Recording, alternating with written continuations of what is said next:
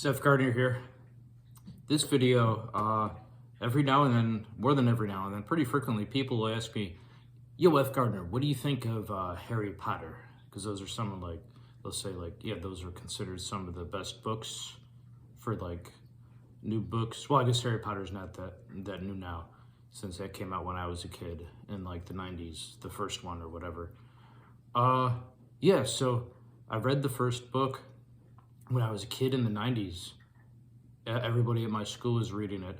It was kind of like Pokemon, where it got really that big. Yeah, I read it back then. In fact, I read it a couple of times as a kid, the first book. And yeah, Harry Potter #1. And yeah, I remember thinking, oh, that's a cool book. And wizards and stuff like that, yeah, that's real, that's legit. So I don't know if I would even really call it fiction. So the ancient Chinese they had their forms of magic and stuff like that and not just ancient Chinese, but yeah, so that stuff's real. I mean, fictional in the sense that yes, it's a story, but it's based on facts. Magic is a fact, it's real, and it's not necessarily bad. A lot of people talk about, is all magic black magic? Is it dark? Is it evil? No, it's just there's it can be used as a weapon, yeah, but so can a sword. Is that bad? No, it could be used for defense, if you're defending yourself, or whatever. So if you're using it for defense or not even just attacks or whatever, whatever, a love spell or a luck spell or wealth spell, any number of things. So good, bad, it's not that it's good or bad, it depends how that stuff is used. But anyway, yeah, back to Harry Potter, just the story. Yeah, I remember thinking, oh yeah, that's a good book, and that I like it. So yeah, F. Gardner likes Harry Potter. I only ever read the first book. Honestly, it was kind of I read it as a kid and thought, that's good. Doesn't even need a second one. But I know that he has a billion other books, so maybe one day I'll get around to reading them. That's part of what was cool about the 90s. We had stuff like that. How I said, Pokemon was this huge thing. People thought, oh, is this just a fad? Is it just a fad that's gonna be forgotten? But no, people are still into Pokemon now. I'm still into Pokemon. People are still into Harry Potter now. Yeah, so it's it's always going to be around. It's not a fad. It's not going away ever, probably. So, yeah, Harry Potter, it's cool. I like it. I only ever read the first book. I kind of don't think it even needed sequels, but I heard the sequels are good. But I just mean, as a kid, I thought it was a good story. And oh, does it even need a second one? Or a third or a fourth for that matter, or whatever. But like I said, I only ever read the first one, so maybe the other ones are good. I don't know. It just seemed kind of when I read it at the time, it just felt, as a kid, was I trying to remember, would I be in 9 or 10? Something like that. I think I was probably in the 4th grade or in the 3rd grade, or whatever they came out. Late 90s, something like that. I think it was in the 90s. Was it early 2000s? No, I think it was in the 90s, the late 90s. Yeah. Anyway, yeah. But again, that's part of what made the 90s just so rad, is that just everything was just so way past cool back then. Everything was awesome. So, yeah. So shout out to J.K. Rowling if you're watching, I guess. Yeah. I know you've written a lot of Harry Potter books. Would you consider writing horror books like I do, horror novels? Or I guess it's kind of you get used to a certain genre. I'm used to writing horror, and maybe she's used to writing fantasy. But I'm not saying she can't write other genres, nor am I saying I can't. But it's if you're a writer, you'll notice you'll get used to a certain genre. It's just the way you think all the time. Or most of the time, much of the time, rather. Yeah, so Oh, here's a Harry Potter story. So in Chicago, I'm in the Chicagoland area and everything. Have been my whole life. Chicago and like a couple of the Chicagoland suburbs. Everybody in Chicago, like the Chicagoland area, just says Chicago. It's kind of like how I guess people in New York, they'll say, "Yeah, I'm from New York," or people in LA will just say, "Yeah, I'm from LA." Like it's just like a big city, and like if you're in one of the like close by suburbs or whatever, it's like it's just called like the Chicagoland area. So people say like Chicagoland suburbs. So yeah, I've been yeah, the Chicagoland, whatever area my whole life. And yeah, so when I was younger, let me think. When I was in high school, so this is past, let me think. Sometime between, when was I in high school? Like 2000, I'm trying to remember when this story I'm thinking of would have been. I don't know, like 2006 or something like that. So I'm getting out of school and I'm just walking around like, kind of like, well, I'm kind of on my way back home from school, but I'm just walking around the town, like the city, or like just what's nearby, just kind of killing time. Excuse me. Yeah, so yeah, just killing time and walking around the area. Like there's like a Starbucks or whatever going there, or bookstore, whatever. Just walking around, and then I think that might be how I noticed outside of the bookstore. All of a sudden, there's people dressed as wizards, and then I'm looking further down the block, and there's like a bunch more people dressed as wizards and witches, and I'm thinking, what the fuck is going on? And it was like everybody, and it was way more crowded than it normally would be in this part of the Chicagoland area, and it was just like, I was gonna say dozens, but no, it was at least 100, if not hundreds, maybe 1,000. I don't know. People dressed as wizards and witches. Excuse me. So apparently they had there was like a Harry Potter festival going on that day. I think it was like the new book was releasing or something, whatever the latest Harry Potter book was at the time. And I didn't know. I just got out of school and I thought it was like a normal day. And I'm walking back home from school, and all of a sudden I'm looking everywhere, and this isn't just that bookstore. It's everywhere in the general area I'm talking about. Everybody is dressed as, there are way more people than normal, and everybody, like but me, were dressed as Harry Potter characters, dressed as wizards and witches and whatever else other characters from it. And at first, I just like, well, what the fuck is happening here? I had no idea. It kind of honestly kind of creepy at first, like, whoa, was something supernatural going on? Like, is this like a real life gathering of like witches and warlocks or whatever? But then eventually, so I'm walking down the street and kind of creeped out, but eventually I'm like, oh, okay, I think I saw like people holding Harry Potter books, or they're like, maybe I saw signs in the windows or something for Harry Potter, the new book, whichever one that was. Then I connected, F. Gardner connected the dots. Then I realized, okay, this isn't even though there's like a lot of supernatural shit that's real, I realized, okay, there's a new Harry Potter book and these are fans. So it's like, but it was like the whole city became a Harry Potter convention within like the hour, or not even. Within like, I got out of school, and then it's like, I'm just killing time in the area, and then by, I don't know, like 4:30, or like not even 5 or whatever, I'm just surrounded by witches and wizards. And I had no idea what the fuck was going on at first. And it was like, I didn't get the memo for some reason. I guess because at the time I wasn't yet known as F. Gardner, famous horror novelist. I'm sure now I would get the memo, but back then I was just a kid in high school, so I didn't get the memo, and I'm like, I was really taken aback. I'm looking around, wondering what the fuck is going on. So it was an interesting day, and I found out that years later when I was in college that, the Nostalgia Critic, he did like an episode where he's there. So if you look up like, uh, whatever, Nostalgia Critic Harry Potter Fest or Festival, whatever, I guess, and or Harry Potter release, I don't know if it was midnight release, and people were gathering several hours before midnight.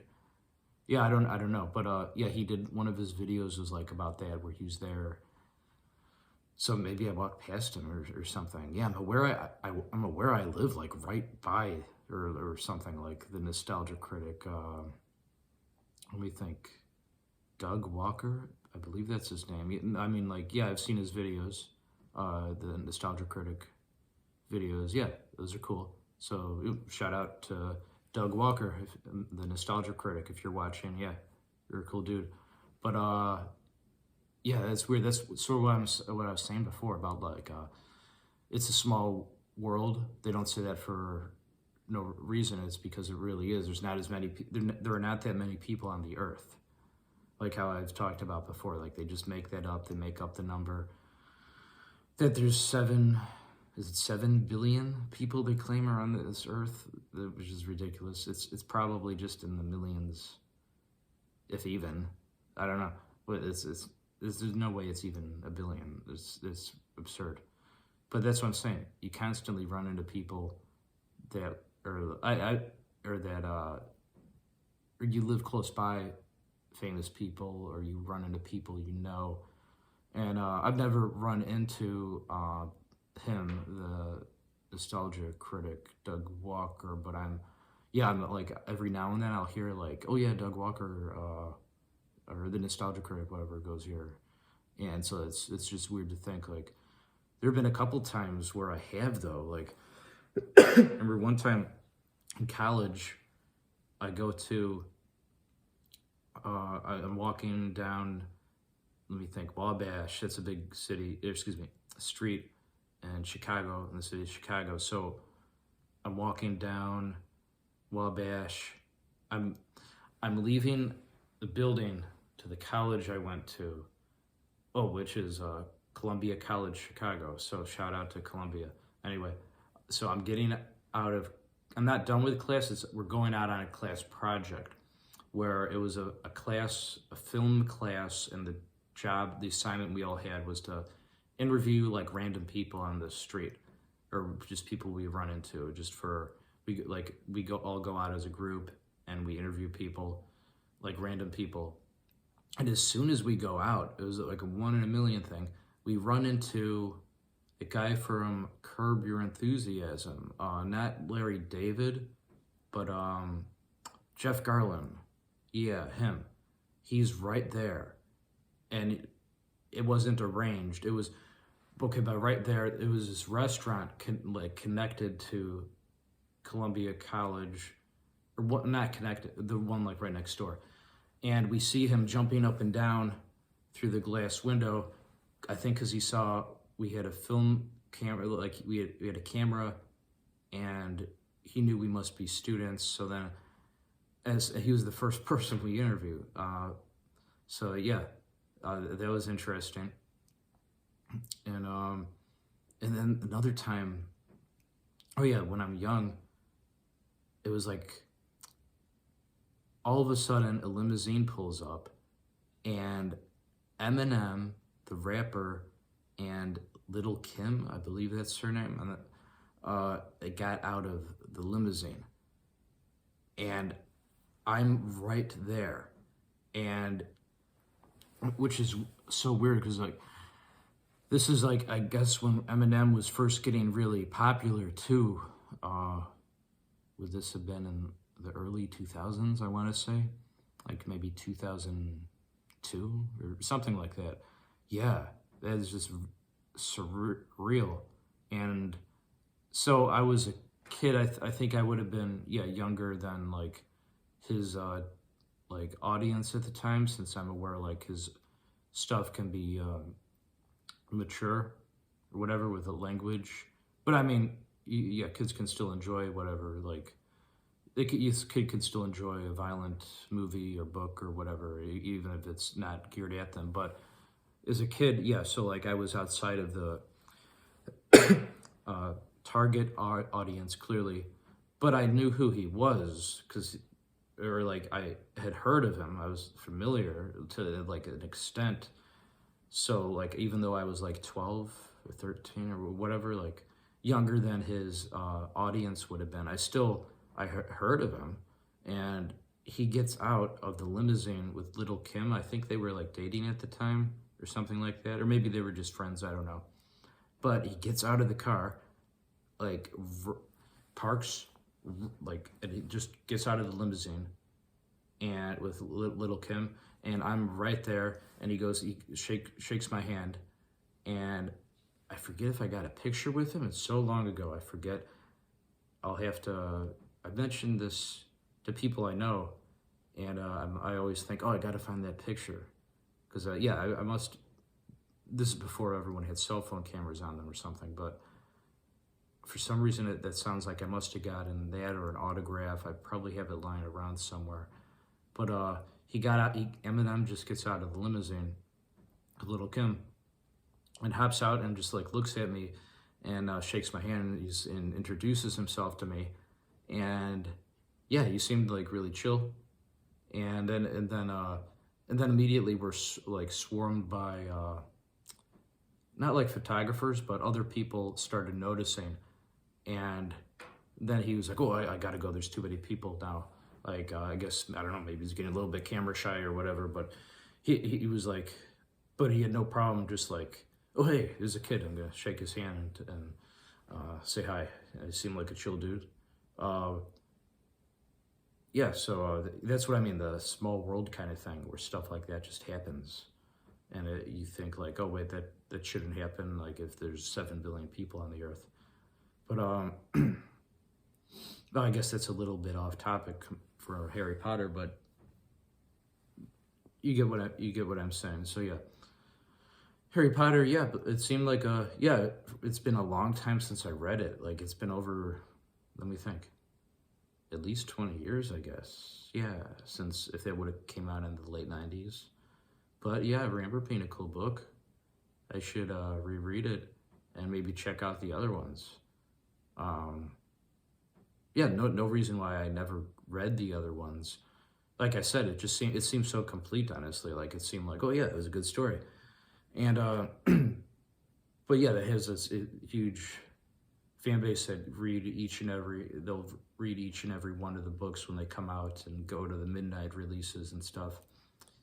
And yeah, so yeah, maybe F. Gardner should check out the rest of those books. Maybe they're cool. Like, because the first one I read that like when it came out, and I forget if I read it like 2 times or 3 times, but yeah, I read it a few times, and yeah, it was a good story. And I saw the movie when that came out too. Oh, actually, this is I wanted to mention this. I almost forgot. So, yeah, Harry Potter, the first book, I remember thinking that it's a lot of it had like really dark moments, and like, so what's the bad guy? Voldemort. I almost said Ganondorf. That's different evil wizard. Voldemort. Like when I forget, there's a scene or a chapter or whatever part in the book where it's like describing how Harry Potter was almost killed by a Voldemort, and they call him like, what do they call him, like the boy who lived or something like that. But like Voldemort killed Harry Potter's parents, and yeah, I remember that whole scene being creepy. It's like, I forget, he broke into Harry Potter's house and killed the parents who were wizards, like good wizards, and then he goes over to Harry Potter's crib, and I forget why he's not able to kill him, but that he carves the lightning bolt, or I forget if he carves it or if he does it like with his wand or whatever, because he's an evil wizard, warlock or whatever. And I remember that being really creepy. Like that's basically like it's a children's book, but it's like basically like, even though they're using the term wizards. He's like a bad guy and he's killed people. So it's like a child reading a book, and that's sort of the equivalent of like a chapter where the backstory is about a kid who like is like a serial killer broke into his house, killed his parents, and then carved a lightning bolt into his forehead. But so that's, I guess it sounds kind of messed up when you think of it like that. But it's in like a fantasy kind of setting.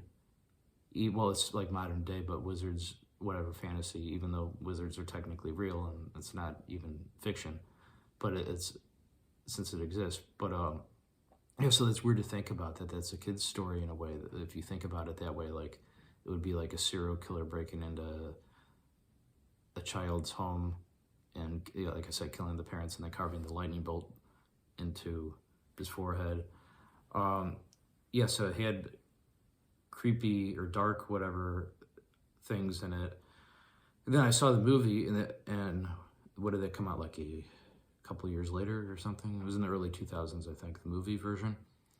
And the movie version, yeah, I like that too, but it was different. It's kind of like, so a lot of the time books and movies, the film adaptations will have differences, and this isn't necessarily a bad thing, but like it definitely wasn't as dark like that. It seemed more like whimsical and like, well, clearly geared more toward children. Like I understand Harry Potter, yeah, it is meant for a younger audience. In fact, like people younger than myself were even reading Harry Potter back when it came out, because I would have been 10 or something like that. And then so kids were reading it who were a couple years younger than myself at the time. So yeah, but they geared it more toward kids, the movie version. And I don't mean that as a bad thing. It was a good movie, but it was different in that sense. And again, that doesn't make it any less necessarily. It's just that there was a difference between the movie and, I guess, to give it a more broad appeal, at least for children. But yeah, that was cool. And was it Chris Columbus that did that? The director that, for some reason, I think it was. I want to say it was him. Hopefully, I'm not mistaken about that. For some reason, I thought Chris Columbus. Maybe he just did the screenplay, but I thought he directed it. Forget which. Well, shout out to Chris Columbus. Yeah, you're a cool guy. Seeing, like, what did he do? Like, yeah, Gremlins. That's actually pretty dark. Yeah, so he's done dark stuff. And did he direct that or write that? And then Home Alone, it was Chris Columbus too, I think. Yeah, that guy's movies are good. And yeah, J.K. Rowling, I've only ever read the first book, but that was a really good book. And like I said, part of why I only ever read the first one is because it seems so like complete, kind of. But yeah, I don't even know how many books does Harry Potter have now. I guess it would be the equivalent of like what if someone read the work of F. Gardner and they're just so impressed by Call of the Crocodile, and they're like, oh, this feels so complete. I would understand that, but like I have other books, and but yeah, it's like the most well known, just as like for my books, just as like how I guess J.K. Rowling, I imagine the first one is probably her most well known. It seems to happen a lot of the time with authors, and that's not necessarily a bad thing. It's just you get to kind of have a book that you become most associated with. Like if you talk about whatever, F. Scott Fitzgerald, The Great Gatsby is going to immediately come to mind. Like that kind of thing. It's like, oh, F. Scott Fitzgerald, author of The Great Gatsby, or Ernest Hemingway, the author of A Farewell to Arms, that sort of thing. So like I'm F. Gardner, author of Call of the Crocodile. So that sort of thing tends to happen a lot of the time. Not a bad thing. It's you become known for, like, you'll have a work that people will most associate you with, and that's cool. That's fine. Yeah, that's just part of the fans will sort of tend to have a favorite like that, and that's cool. Yeah, but yeah, I guess that essentially sums it up. My F. Gardner's thoughts on Harry Potter. Yeah, I should probably get around to reading the rest of those. I'll reread the first one first, though, because like I said, I haven't read that in, at least 20 years. Yeah, since around when it came out. More than that. Yeah, it's crazy to think the 90s was that long ago. It feels like it was kind of like almost yesterday to me. Anyway, I hope you guys like this video. Peace.